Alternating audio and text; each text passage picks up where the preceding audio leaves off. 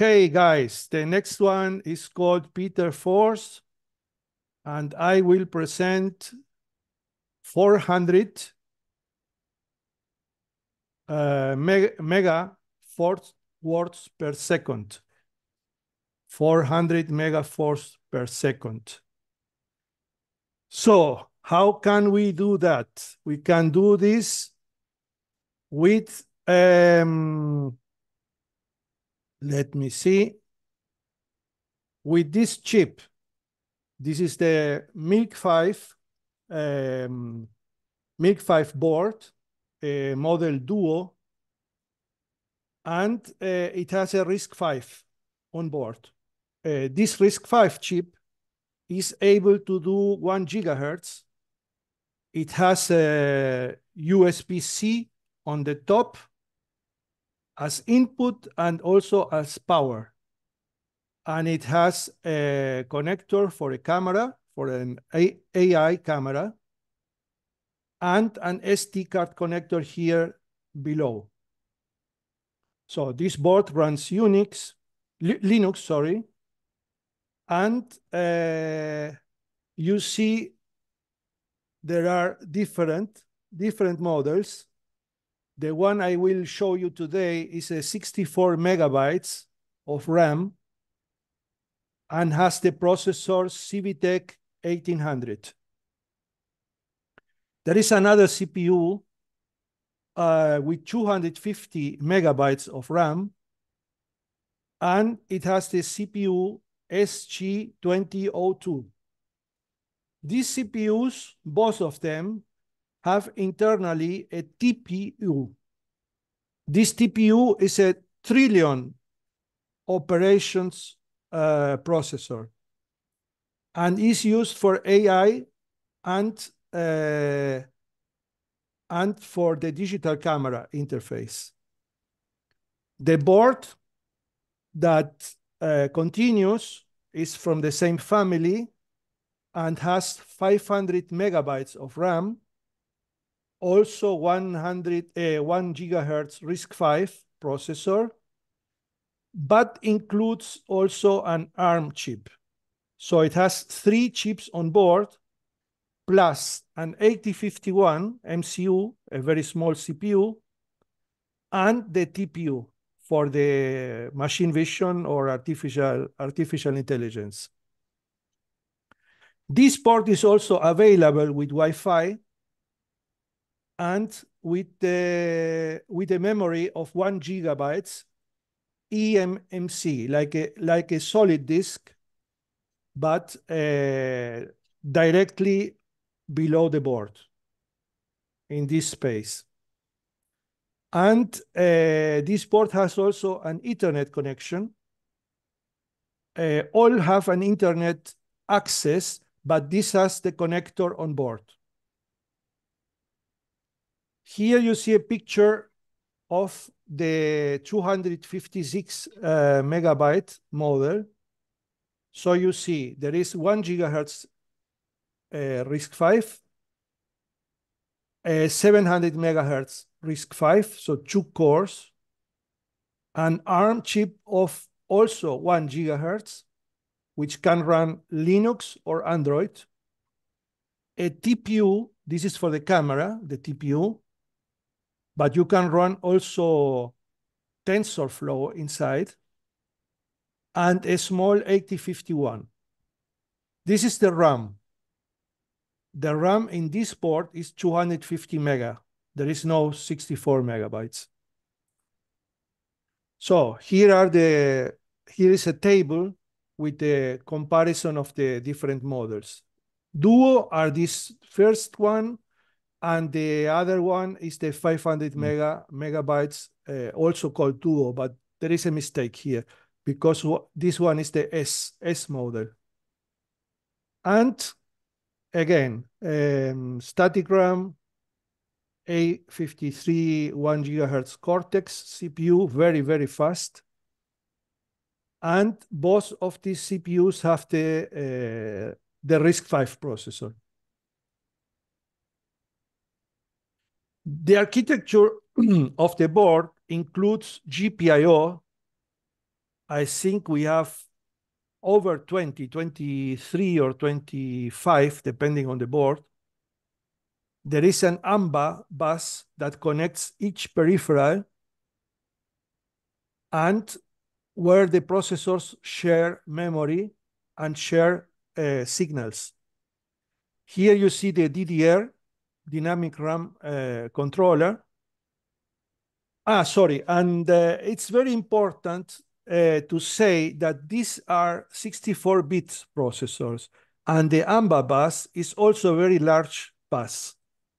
So information runs at very high speed inside this chip. Both processors have the video subsystem, and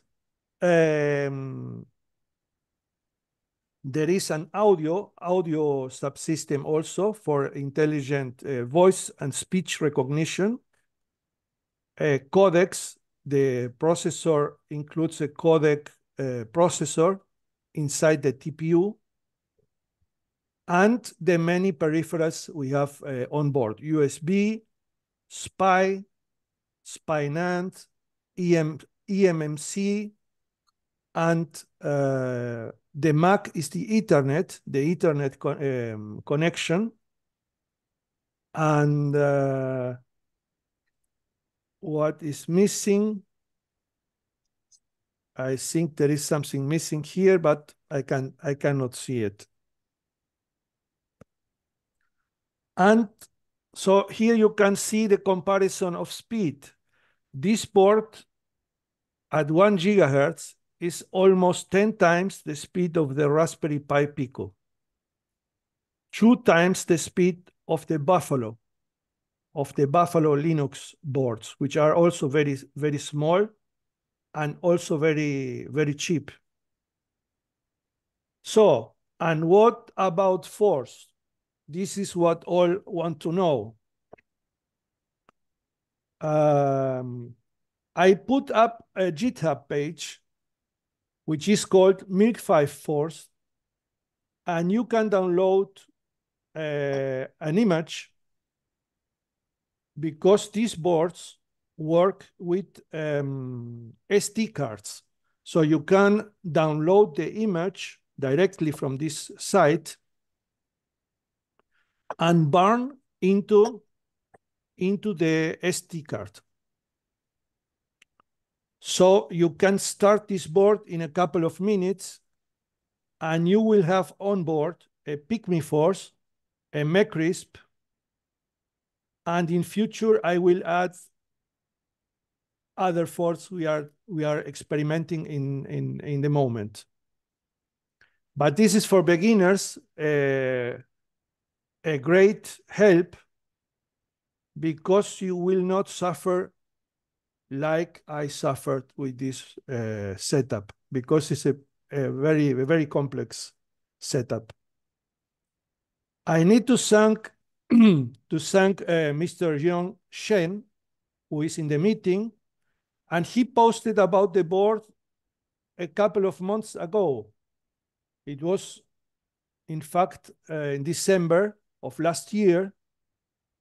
And he also has this wonderful GitHub with an effort from Dr. Ting running on the Linux core, of the RISC-V CPU. So you can download these images from his site, and you can talk to the GPIO of this chip and from Linux. This is a post you can read on the Facebook page of the Force 2020 group, and you can run the video. There is a video showing the board in function. And then here is Mr. Yongshen GitHub with the files. So this is another of my posts showing MeCrisp running also in the Linux. This is MeCrisp Quintus. And I was running here an SHA algorithm and trying to get some benchmarks with MeCrisp. So go to the Facebook page and watch this post and the other ones, also from Peter Jakaki. Tony left. Tony is not in the meeting today. I wanted to have Tony and Peter Jakaki, but they could not make it to the meeting. And I think we will need to make another one so we all three can explain the group together what we are doing with the board. This is Peter Jakaki post where he tested a primes algorithm, a primes benchmark, and he tells me it runs over 400 megawatts of force per second. We still don't know exactly the number, so we'll stay at 400 because this is a huge number, and this is also what we are expecting the board will deliver. Maybe with the core A53 of ARM, it makes even faster primes. So one particularity of this board is that you have two cores. One core can be running Linux, and the other core is running RTOS. RTOS is a real-time operating system, and this RTOS can be programmed directly from Arduino. So this is simple for someone who wants to run real-time interfaces. It's simple to program and very practical. You only need a USB interface. You plug your board in, and you can download the code as it was an Arduino. It's simple as that. And you can use all the libraries, or almost all, not really all, but most of the libraries of Arduino will run without problem. Here you see an example connecting some pins, and the pins are the same as on the Raspberry Pi 2040. The size of the board is exactly the same of the Raspberry Pi 2040 of the Pico, and the power supply is very small. It doesn't consume very much energy, even at this high speed, even at 1 gigahertz. It stays at under half an amp. And here you see the SD card. The SD card is always necessary, except you have a larger board with the AMMC, where you can save your operating system into the electrical memory. So, but this board has also machine vision and a parallel camera interface. This is what the TPU is processing, and you can use YOLO to detect, to make robot vision, for example, obstacle avoidance on robots, counting objects and object recognition for the industry, for example, quality control. You can reject bad parts, and also gesture control to control equipment. You can make gestures, and the board will recognize what you show at the camera using YOLO, for example. This is how it looks like with the camera. This is the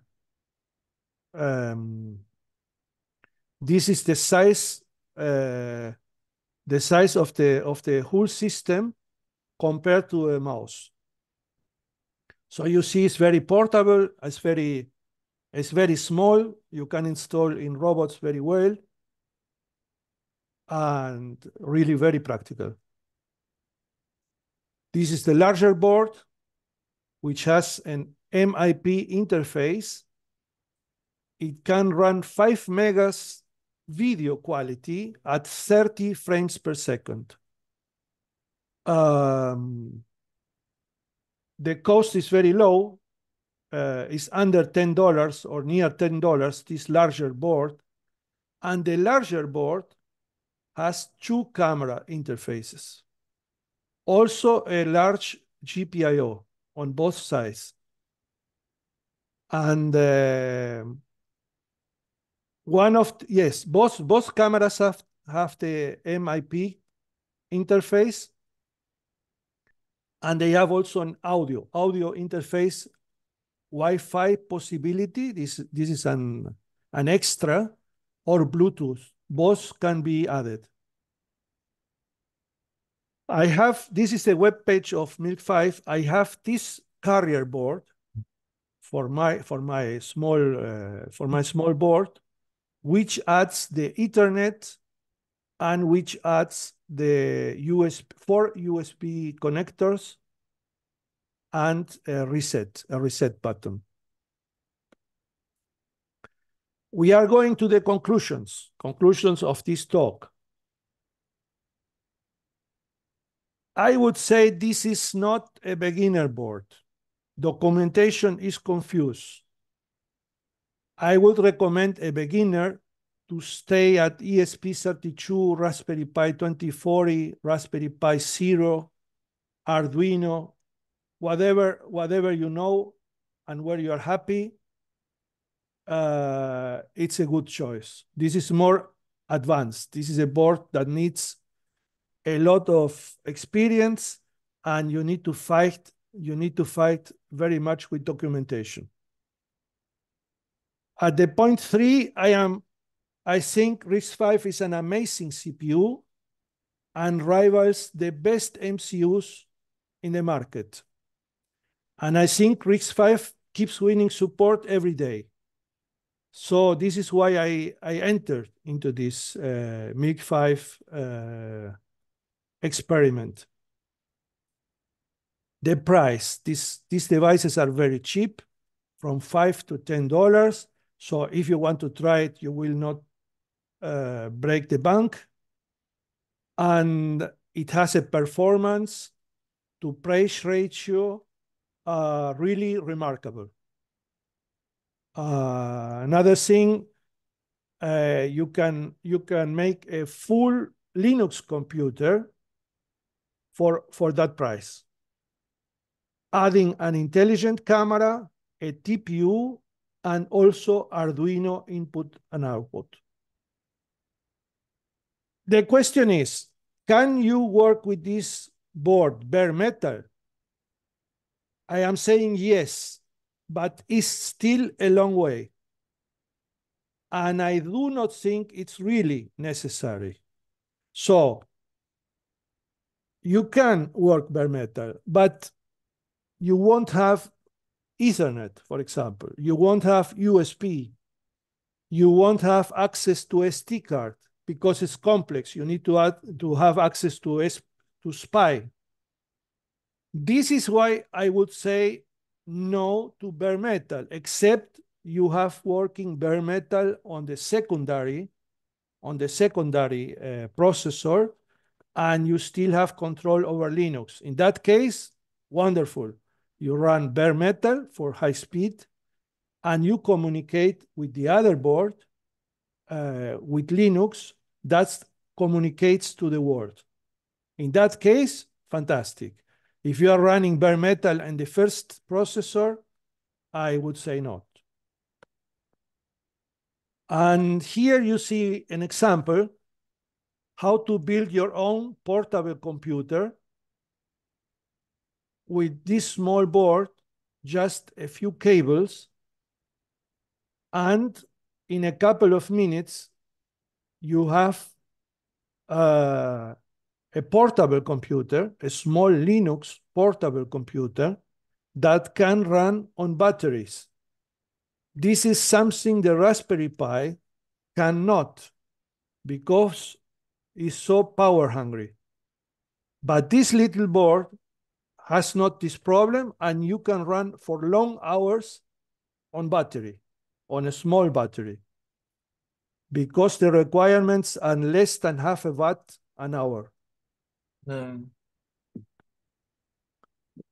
Just So, half. What's her name? so What's her name? there are many YouTube channels, and there are many videos showing the board. I recommend the Andreas Spies channel, which has always excellent professional reviews, and he's also part of our Forth 2020 group. So you can address him and ask, and Andreas will also always answer. And watch this video, which is I posted on the group, so you can always get the video to really fast. You will find it really fast. So this is finito. This is the end. And please ask me questions. I am happy to answer. Oh, sorry. Sorry. This is the end of my presentation. We go just in a minute to the questions, but let me show rapidly. This is a live. This is live working board. So you see, I have the force running in the board. I have the USB connector here. This is my USB. And here I have a TTI that works on my terminal. Let me see where my terminal is.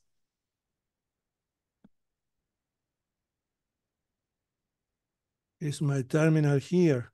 Yes, it is. So I am here with a force. This is a small force I installed on the RTOS. I will just show you an LED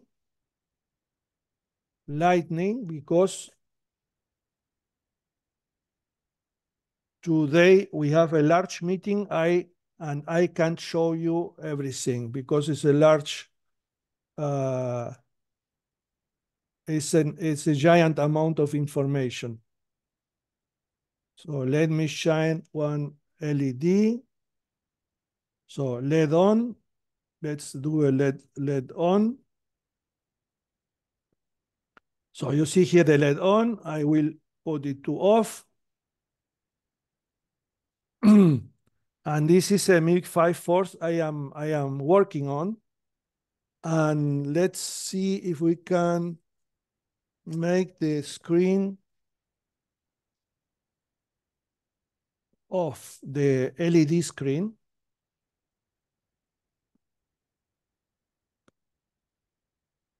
I think it's not in this version. No, it's not working in this version. But we will show this in a future meeting together with Tony and with Peter Jakaki, so they can also show their boards. And I will show you all what I can do with the different kernels. I am just talking to the secondary kernel, and I am not talking. I can open a SSH connection to the Linux kernel at the same time, because both processors are running in parallel. And now I am really finished, and I'm happy to answer your questions. If anyone has a question, please go ahead.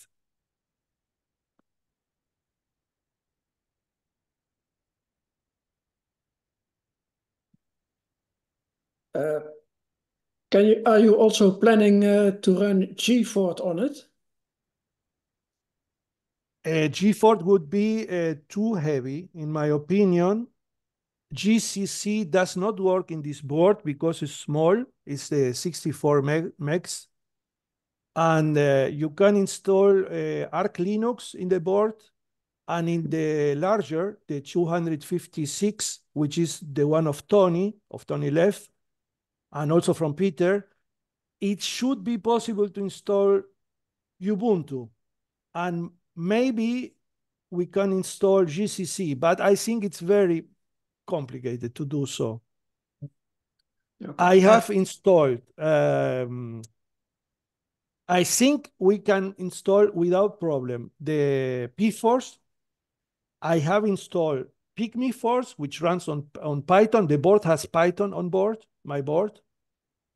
We have TCC, the compiler, the small compiler, and a lot of tools inside, a lot of tools, but not GCC because it's so heavy.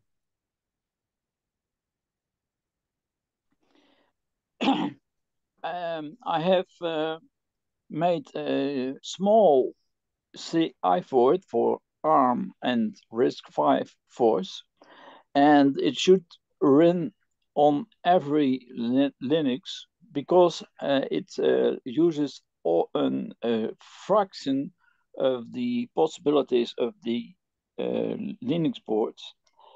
But I have also made an interesting addition that is not available for GFort, that is called mmap.io, and it does the following. It inspects the memory space, and it finds out where the memory mapped IO is located. And if you have available the SOC description, the system on chip description, that can run thousands of pages, and this may be hard to understand, but you can then control all peripherals that are available from that board without relying on Linux kernels or what have you, provided, of course, that the I/O facilities is not taken by Linux itself. So if you have a serial port that is, if you have a general I/O port that is configurable for serial communication, and it is not used by Linux, then you have a serial port that is available from Ford itself. Well, one of the important things that you have reminded me, and I didn't say, this is really important. The board is full open source, so you can get all the data from the data sheets, and everything is open source. It's not like in the Raspberry Pi Foundation. They have hidden a lot of things, and this is why we can't run a good bare metal force on the Raspberry Pi. In this case, you can do a force that controls completely the board. All peripherals, you have access. One of the problems, from what I see, what Albert said, and I see this very often happening in the force community, is that developers only develop at a certain point a force and then stay away. And a user cannot use the force because it lacks of support. What kind of support? Support to all the great peripherals that are on this board. There is a huge number of peripherals, and this is a huge task, not easy to do by a single man. You need a large number of programmers. You need a team, and sometimes you need to work hard for 1 year or more. So making a force is only a small part, but after that, it comes a huge part. You need to, making a force is like making the fundaments of a large building. And then you need to start building the levels. And this part is generally not done. And so a user is lost. Yeah, I don't necessarily agree with you. We have the RISC-V board, and the board layout and this electronic schemes are available. The SOC is available. And then I want to have an interface for a MIDI board. And that is a particular frequency and serial 31 bouts. And implementing that interface took an evening, because you invent only one interface. And yeah, it is a lot of work to spit in the 1,000-page documentation. It's a lot of work to find out where the GO pins lie on the board, but because you have the board layout available, you can find out. And this is very nice to know, Albert. I am happy to know that. But for example, in this board, imagine the following: we have this TPU, which is artificial intelligence interface, and we have the cameras. This would be very difficult to make with force. Not impossible. Yeah, not impossible. Absolutely agree. But it's a lot of work. This is what I mean. Yeah.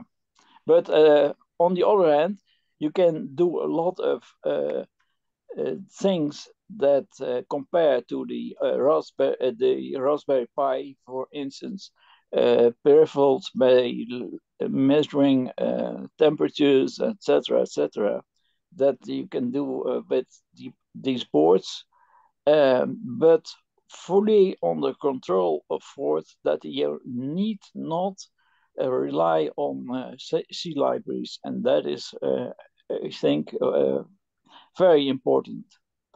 But yeah, the artificial intelligence interface, that would be difficult to. Yes, another thing is you have a great group in the Dutch FIC, and you have a lot of programmers with lots of experience, and so you could tackle this problem with this board. Not the AI, but imagine Ethernet. Ethernet is very complex, but if we start from one day, we will get there. Yeah, and that costs a lot of work. I agree. Yeah. On the other hand, this board offers the opportunity to run in the secondary kernel a bare metal force like yours, C force, for example, and to communicate to the larger kernel or core. The larger core would be running Linux and could communicate to the outer world over Ethernet, for example. And the smaller core can be running C-Force, and that is possible and not difficult.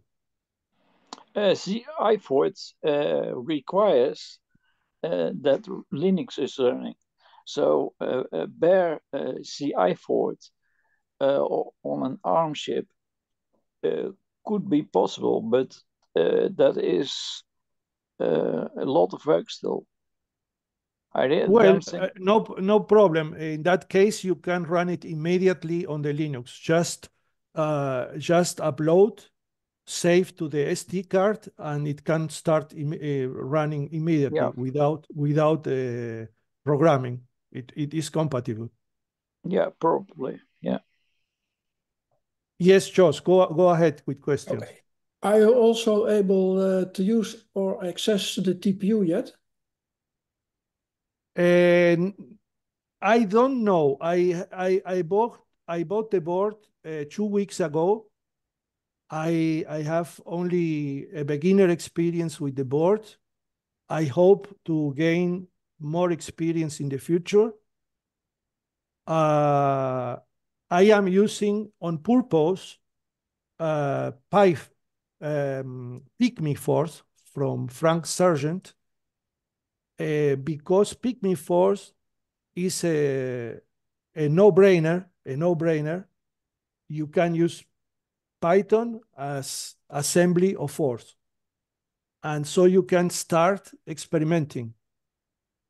And in that case, you have access to everything.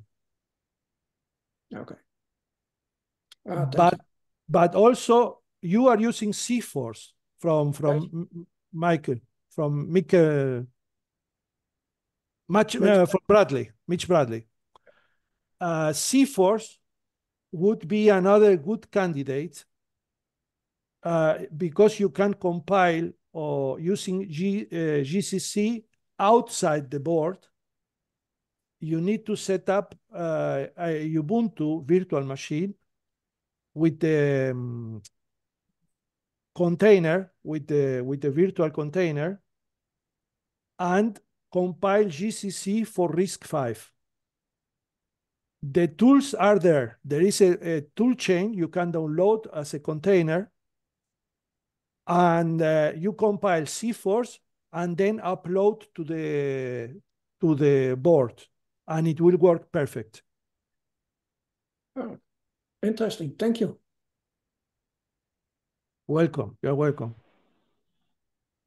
Peter, Any other questions? yes, so you got 3 processors in there. How does your IDE or how does your programming environments switch between the 3 processors? How do you decide, I want to write this code snippet for processor 1, then I want to write different code snippets for processor 2? In the moment, I am using Linux for the first core, for the larger core. And then I use Arduino as a binary for the smaller core. Then I am running on RTOS on the smaller core. And if you use A53 ARM, then the larger RISC-V will not run, will run the A53 ARM. I have no experience with that part. I have not tested. And I think the company installed the Cortex, the A53, just to run the Android. Okay. Because RISC-V runs perfectly Linux. Okay. And I think they put the A53 just for the people who want to run Android. But normally the programs, say LS or grep, that is RISC-V programs, I think, in Linux.